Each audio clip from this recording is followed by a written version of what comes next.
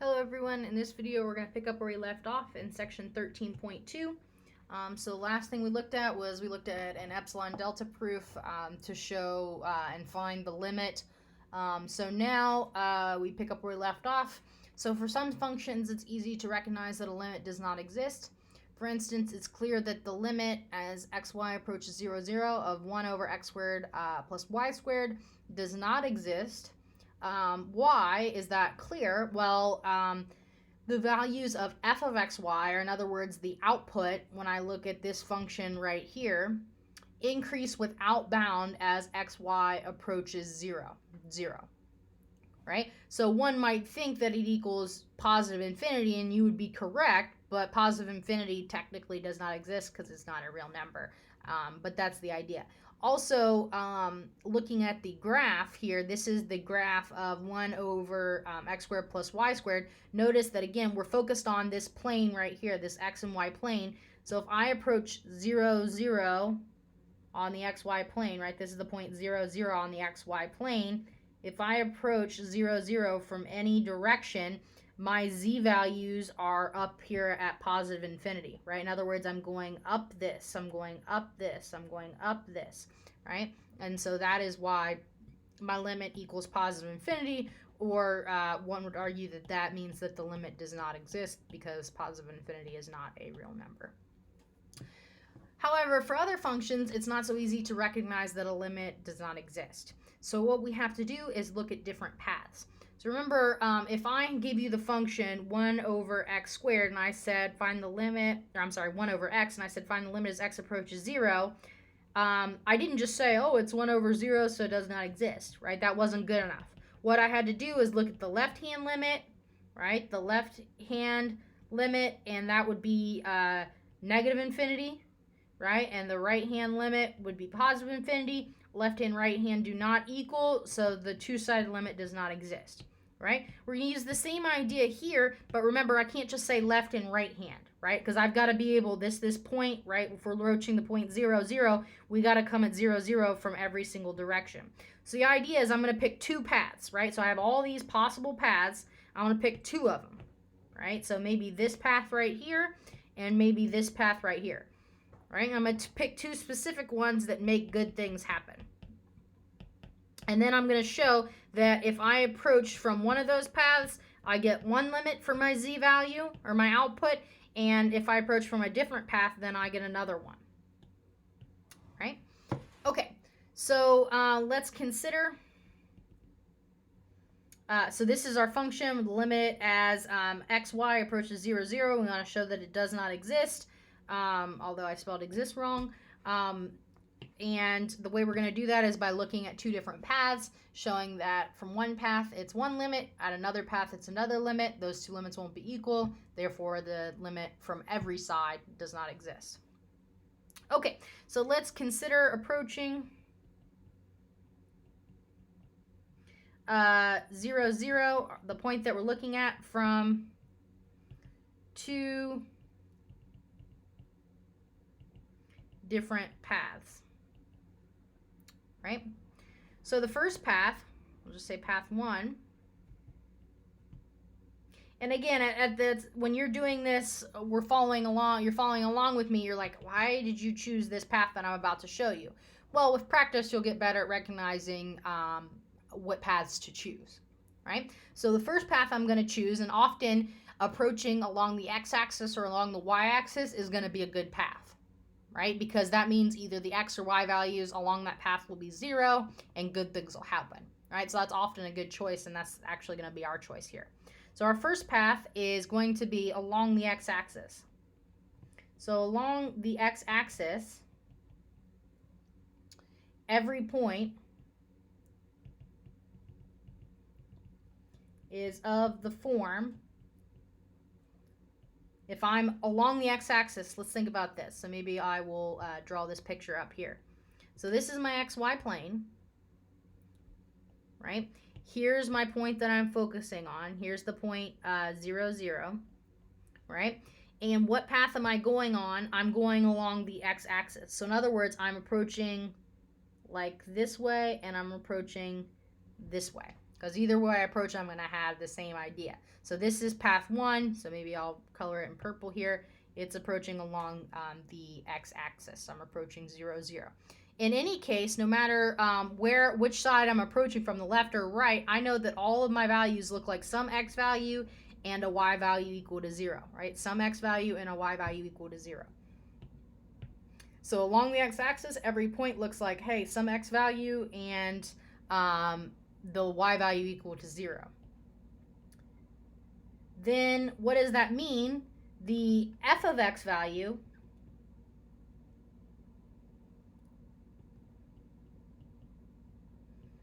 along the x-axis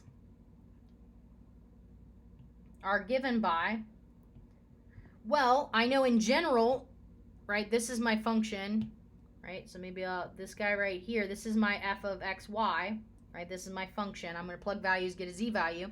So if I'm along the x-axis, this is what I'm plugging in. In other words, I get to plug in 0 into my function for y.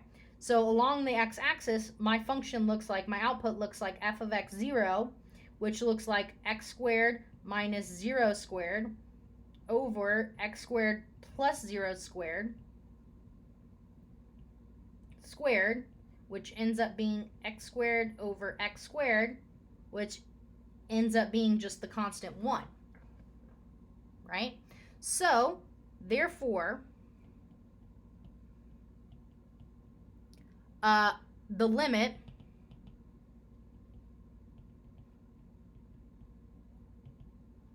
along the x-axis is the limit, and right, remember, if I was looking at the one-side limit, I would say x approaches 7 maybe from the left, or x approaches 7 from the right. That's how I would denote it. Now, since we have an x and y point, how do we denote that we're coming along the x-axis? Well, we say as x 0, right? Because this means come along from the x-axis, because on the x-axis, everybody looks like x0. So as x0 approaches 0, 0, of my function x squared, well, my function, when I know what's my y values there, my y values look like 1. So my limit is x0 approaches 0, 0 of 1, and I don't have anywhere to have 0, 0, so I know that that limit is just equal to 1. It's constant, right? Okay, so now let's choose a different path. So I could choose maybe along the y-axis, but in that case, it would actually work. And I could do the y-axis. If I did the y-axis, actually no, the y-axis would not work. It would be the same, right? Because I'd end up getting negative y squared over y squared, which would then square it, which would give me positive 1, right? So, which would be negative 1, and then square it, give me positive 1. So that one wouldn't work because we want two different paths that give two different limits. So we try a different one. So let's say along the line y equals x, right? So this is another path, and this is another good path. So along the line y equals x, so that would be, remember, the line y equals x is a line with slope 1. So that would be like, right, going like this, right? So this is the line y equals to 1, or I'm sorry, y equals to x, right? So what does every point look like on that? Every point is of the form, well, now I plug in x values, and if I'm on that line, that means that my x value is the exact same as my y value, right? In other words, it looks like xx, right? Because y equals x. Instead of plugging y, I plug y equals x in there, right? So here, again, the idea is that I have this point x or x. No matter which way I go, I have x as my points. Okay. And then we just follow the same idea as before.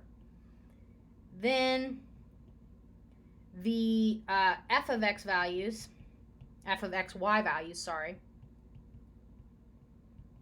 along the line y equals x are given by, Well, again, I go to my function, I plug in x, and then instead of y equals x, so I plug in x again. So this ends up being x squared minus x squared over x squared plus x squared, all squared. X squared minus x squared is 0 over 2x squared, and this is just 0, which we're happy about because if I think about it, now when I do this limit, it'll be 0, right? So therefore, the limit along the line y equals x is the limit. Again, how do I denote this? Well, it's x, because that's what my x and y values look like along the line y equals x. Approaches 0, 0 is 0, which is 0, right? So again, this was the orange path, right? So as I went down the purple path, as I came from those directions, it was 1. As I came from the other directions, on another path, it was 0. Those are not equal. So since the limit as x0 along the x-axis of 0, 0 equal to 1 is not equal to 0, which is the limit along the path where y equals x, and I should put of f of x, y. Oops. Right, this is the limit of f of x, y. Right, because that's what we say, the limit of f of x. This is f of x, y. We know, or we can conclude that the limit does not exist.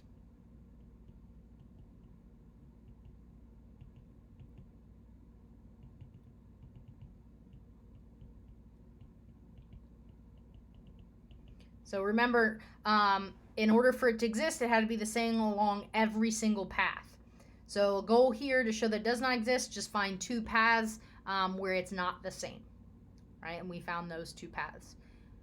Just because, like I said, if we chose path 2 to be along the y-axis, my limit would also be equal to 1, which would be the same. Just because I found 2 guys that were the same doesn't necessarily mean that the limit is 1, right? That would be incorrect because we just showed that the limit does not exist, right? So that's why you really have to check along every path. You could find 2 paths that are the same, right? Path 1 and path 2 being along the y-axis would be 2 paths of the same, even though the total thing, every path is not the same, right? So you really do have to check multiple paths. Just because 2 are the same does not mean all paths are the same. Okay, so now let's talk about continuity. So the definition of continuity of the function of 2 variables. So a function f of x of 2 variables is continuous at a point x naught, y naught on an open region if f of x naught, y naught is defined and equal to the limit of f of x, y as xy approaches x naught, y naught.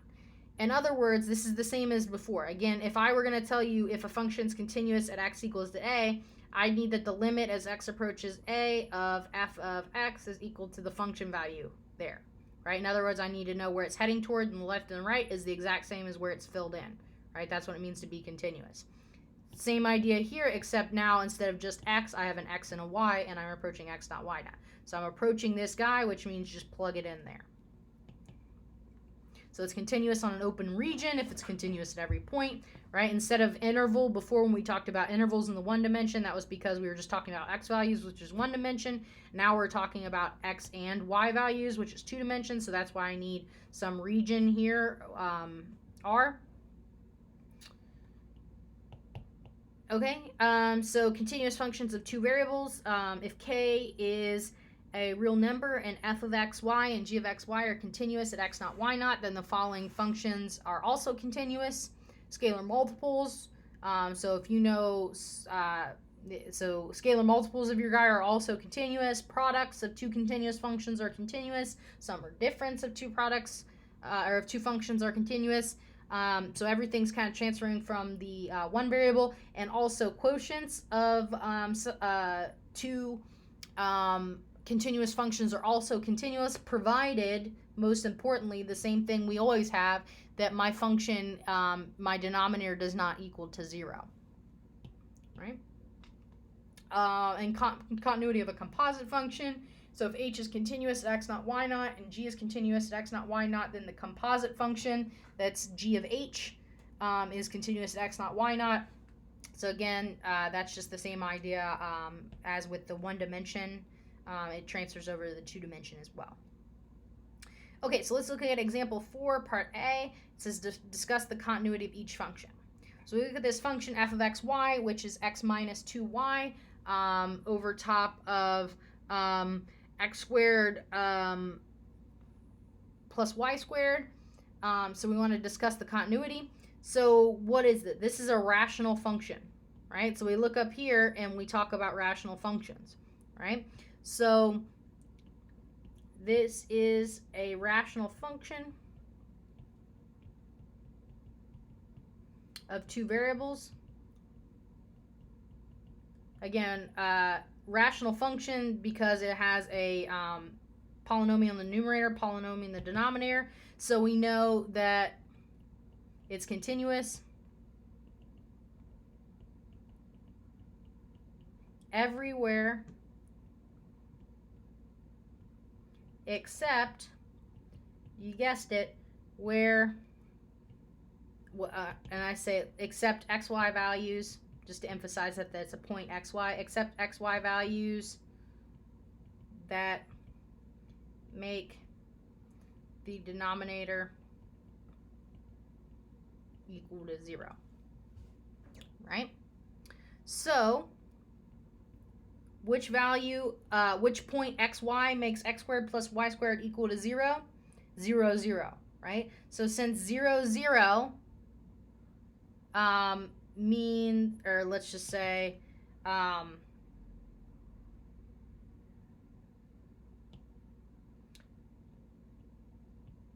we'll say since 0, 0 makes x squared plus y squared equal to 0 squared plus 0 squared equal to 0, we know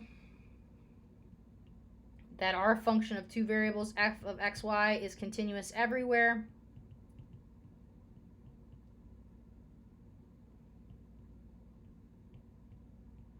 except one place, 0, 0. All right? So f is continuous everywhere except 0, 0 because that's the only single value that makes the denominator equal to 0. Right? The numerator, and if you're thinking about this in terms of theorem 13.1, the numerator is continuous everywhere because it's a polynomial, right? The denominator is continuous everywhere because it's a polynomial, but again, it's continuous everywhere.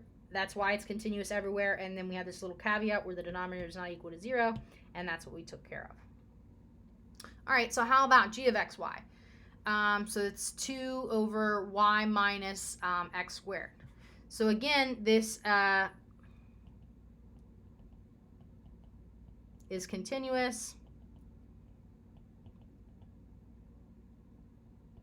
everywhere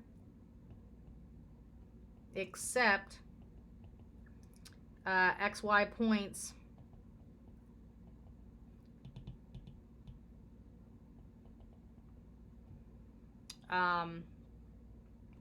that make the denominator equal to 0.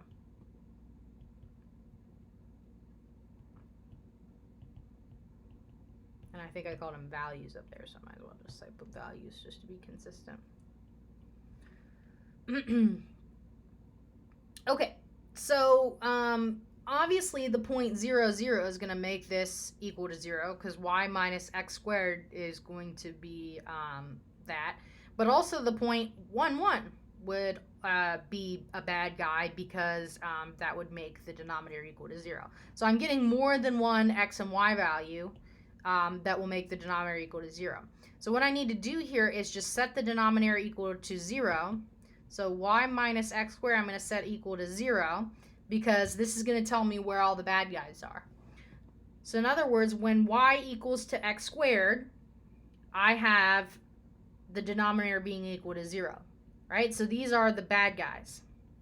So these are the bad xy values. Right? So what we can say now is that g of xy is continuous everywhere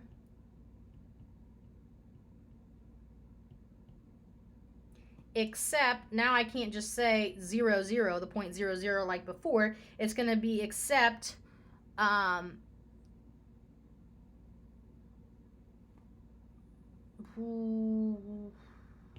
instead of saying continuous everywhere, let's do this so it sounds a little bit better. So it's continuous at all points xy except those lying on the parabola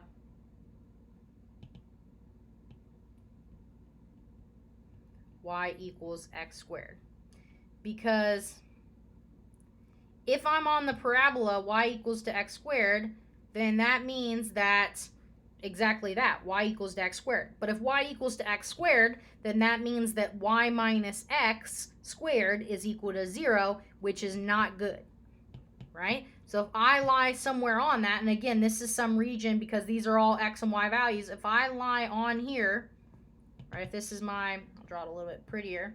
This is my x and y axis, and I lie on this point, or on this graph, right? Again, remember I said the point 0, 0 was there, and I said the point 1, 1 was there, right? Those are all bad guys. Another one would be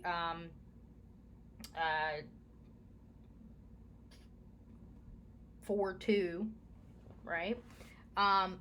So 2, 4 would be another one here. 2 being the x value and 4 being the y value, right? Another one would be, how about negative 3, 9, right? Any point that lies on here is bad, right? So my domain would be, if I were going to draw that, would be everybody but the green, right? So it would just be all this, or the green, the pink, right? So the domain would be the orange.